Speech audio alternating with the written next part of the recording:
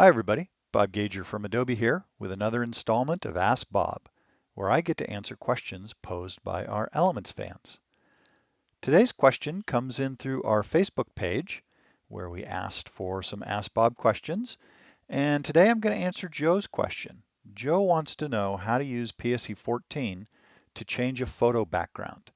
Hey Joe, thanks so much for asking the question, and also thanks a lot for posting your photo. It's always much better for me to do these demos with your photos so you can actually see how it's done on the actual image that you'll be doing it on at home. So here we go. I'm going to switch over to Photoshop Elements 14. Now for folks who are not yet on version 14, the very latest, everything I'm going to show today works exactly the same. On the earlier versions, pretty much version 11 through 14 should work exactly like this, and version 10 and earlier, the user interface is different. So you'll need to hunt around for where some of the controls and tools are that I'm using, but the capabilities are all there. The other thing that I might mention is I'm doing this demo on a Macintosh computer. If you happen to be on Windows, don't worry. Everything I'm showing you today works exactly the same on Macintosh as it does on Windows. All right, let's get started. So here we've got Joe's photo, and what Joe wants to know how to do is how to change the background, and more specifically the sky.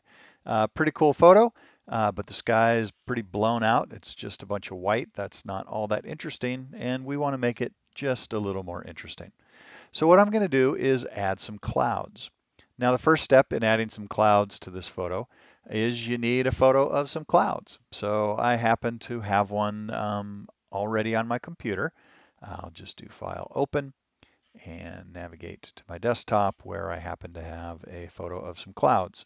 So run out with your camera on a nice blue sky day, nice cloudy day, snap a bunch of photos of clouds, and then you've got some stuff in your photo inventory to work with to do something like this.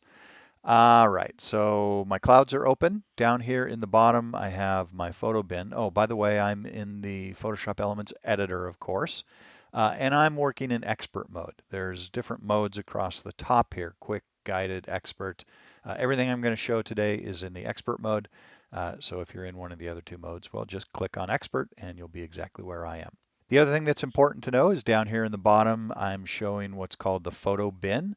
So this little button here will hide or show the photo bin. So if yours is not showing, go ahead and click photo bin, and that'll show all the files that you have open. In the photo bin, if I click on Joe's photo, it will bring it to the front, and now I'm editing that photo. And what I want to do is place this clouds photo in the same photo as the geese. And all I need to do is come down here to my photo bin, drag that cloud photo up and drop it on top of the photo of the geese.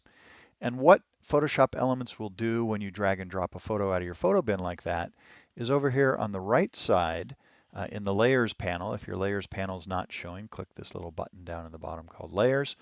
It'll create a new layer with that photo that you dragged on top of the other photo.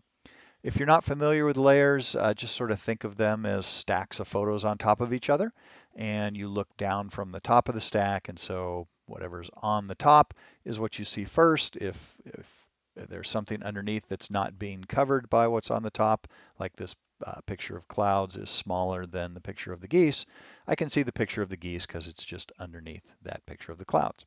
So now that we've got a couple layers in our photo, one of the clouds and one of the background, which is the original image, we need to do a little bit of adjustment. So the first thing I want to do is make my clouds the right size. So as I mentioned, this photo is a little smaller than the original photo.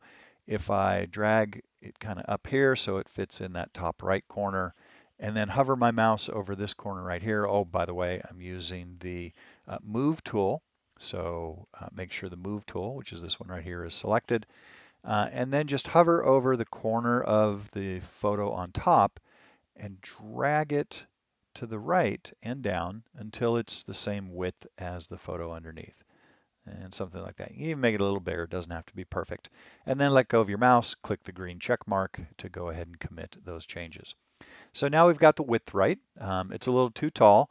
And what I want to do is just kind of drag it up because I really like those clouds off in the distance because this original photo, the horizon is way off in the distance. So drag it about something like that. So the bottom of the cloud photo is at about where the horizon should be in this photo. Something like that. The next thing that we want to do is actually flip-flop the order of the photos in my layer stack. I actually want the clouds on the bottom and the geese on the top. So the way I do that is first I need to convert this original photo into just a normal layer. By default, when a photo is opened up in Photoshop Elements, we create a special kind of layer we call a background, and we don't want this to be a background anymore. So just double click that and give it a name. I'm just going to call it Original. You can call it anything you want and hit OK. And now what I can do is rearrange the order of these photos. If I drag this clouds layer, just click on it and drag it down underneath the original layer, it now flip-flops the order. So the cloud layer is still in my document, but it's hidden because this original photo that's on top of it is the same size. So it's completely covering anything that's underneath. So at this point, there's a couple things I could do. Probably the simplest is to just come over here on the left and grab my eraser tool, and then, oops, click on select my original layer, and then just use my eraser tool. That's a little bit big. If my eraser is too big, come down here to the bottom and click on Tool Options. You can change the size of your eraser and a couple other properties. I'm just going to make it a little bit smaller. And then you could erase. So you can just hold your mouse button down and erase the sky. And that's one way to make the bottom layer show through because I'm erasing the layer on top. And so you can see the clouds are starting to come through. And I could do the whole sky kind of thing. And that will work, but there's actually a more powerful method that I'd like to make sure you're aware of, something called layer masks. And first thing I want to do here is undo my erasing. So I'll click the undo button down here at the bottom. And the way layer masks work is I can sort of selectively hide or show any part of a layer using something called a layer mask. And here's how we would go about creating such a thing. So I'll click on my original layer again. I'll come over to the left in my tool panel and pick my quick selection tool. So this select section here, the bottom right, these are some of our selection tools. Go ahead and click on that. If for some reason quick selection is not showing, then you can come down here into your tool options, and there's 4 different selection tools down here. Make sure the top left one, which is quick select, is the one that's selected. And now all I have to do is come back up here to the sky. Maybe I want my quick select size a little bigger. Come up here to the sky and just click and hold my mouse key down and drag across the sky. And you can see as I do that, the marching ants, which indicates where I've selected in my photo, automatically are created around what I drag over. Now, it didn't do a perfect job. You can see down here along the horizon, sometimes it's got it selected properly, like right here and around the tree. But these houses right here were a little too white, and so it over-selected. So what I want to do here is just zoom in a little bit, use my zoom tool and zoom in, back to my quick selection tool, and maybe make it a little smaller. So I'm just going to drag the size slider down, make it a little smaller, and hold my Alt or Option key down, depending upon whether I'm Windows and Mac. And you can see with my Alt or Option key not held down, I've got a little plus sign in the middle of my quick selection brush. If I hold my Alt or Option key down, it turns into a minus sign. And now if I drag where I don't want the selection to be, I'm erasing from that selection. So I'm just going to go fine tune things a little bit here along the horizon. Over on the right here too, we want to just kind of make that perfect. Look around over here. Yeah, it's looking pretty good. We got it nicely around the tree. All right, double click on my hand tool to come back to zoom to fit. And we've got our sky nicely selected. So now we're going to create that layer mask I was talking about earlier. Over here on the right in our layers panel, up top, this little icon here, the blue square with the clear hole in the middle, is how we add a layer mask. Now with the sky selected, we actually want to create a layer mask around everything else other than what we have selected. So the way you do that is you hold your Alt or Option key down and you click on the Add Layer Mask panel. And you can see what that does is in this layer, it creates another little thumbnail. This is our layer mask. And everywhere I had selected, it draws black.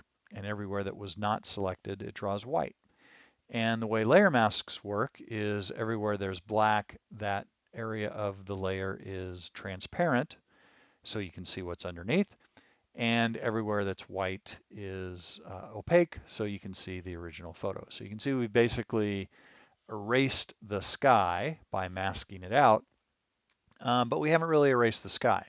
We've just temporarily hidden it. Okay, so now we've got our sky in place. We've got some nice clouds, blue sky. Um, this isn't too bad. The lighting conditions of the sky, as far as sort of how bright or dark it is not so bad, but maybe we want to fine tune that. So what we do there is click on this clouds layer, which is actually behind our original layer, and then click this little icon right here up top. This is called our adjustment layer icon. So I'm going to add an adjustment layer, and I'm going to add something called levels. And what that does is create a levels adjustment layer on top of our clouds. And with this levels adjustment layer, I can do a couple different things. This sliding this rectangle right here controls my very dark colors or blacks. And so you can see if I pull that in, things get kind of dark. This one controls the lighter colors, kind of the highlights. You can see I can mess around with the highlights.